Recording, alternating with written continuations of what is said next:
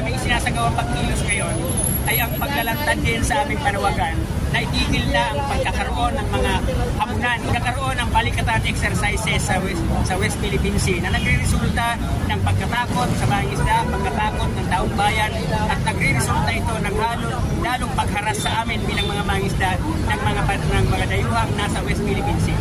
Siyempre ang sa amin, hindi ho naglalaro ang balikatan.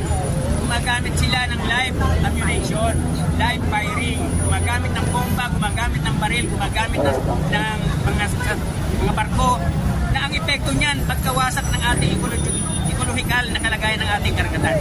Hindi ho tama na kami gawing sanayan ng ating karagatan, lalo na kung gagamit kayo ng mga live ammunition na papatay sa ating mga isda, papatay sa ating bahura at sisira sa ating karagatan. Yun lang ang aming wala na dapat balik.